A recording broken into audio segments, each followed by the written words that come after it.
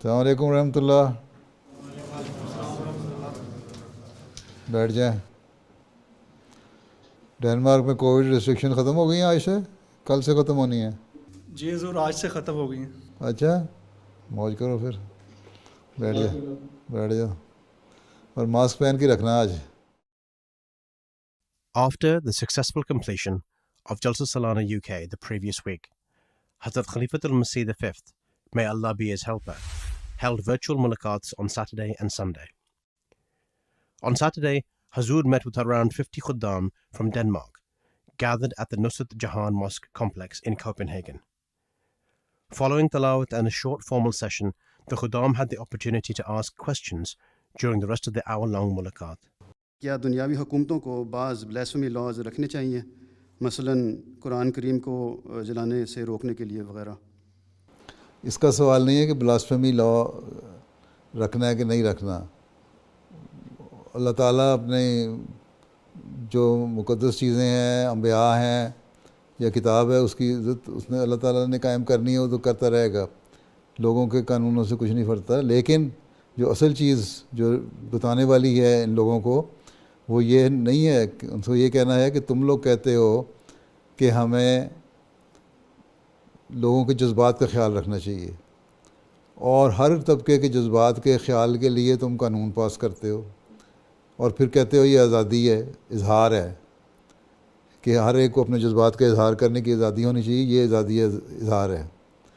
جب آزادی ہے تو پھر یہ اس بات کی کا بھی تم لوگوں کو خیال رکھنا چاہیے کہ جذبات کسی کے جو مجروح ہوتے ہیں تو وہاں آزادی کی لمٹ لگاؤ. آزادی تمہیں یہ نہیں کہتی کہ تم لوگوں کی جیبوں سے پیسے نکالنے شروع کر دو، جیب کترے بن جاؤ.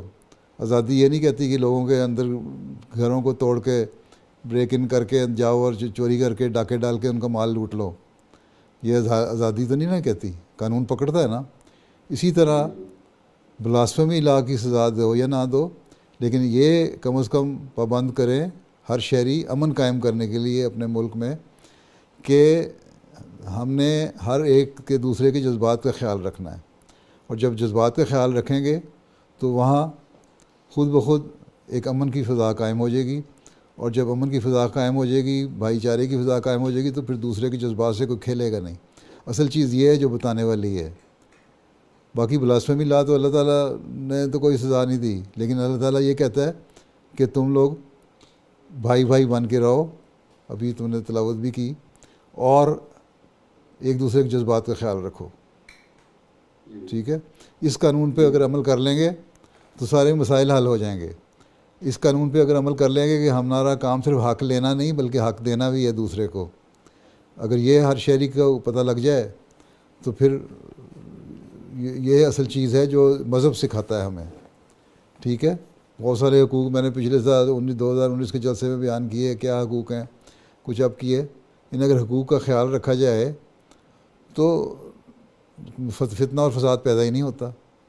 وہاں ضرورت ہی نہیں پڑتی کہ بلاسفیمی لا کو امپلیمنٹ کیا جائے کہ نہ کیا جائے. ٹھیک ہے. یا کوئی چیز ہے بھی نہیں. اصل چیز تو یہ ہے کہ ہم ایک دوسرے کے جذبات کا خیال رکھیں. اس بات کو ریئلائز کر لیں اور اس کی حقیقت کو پہنچ جائیں اور اس کی گہرائی کو پہنچ کے اس کے اور عمل کروانے لگ جائیں تو مسائل سارے حل ہو جاتے ہیں. محبت پیار اور بھائی چارہ قائم ہو جاتا ہے.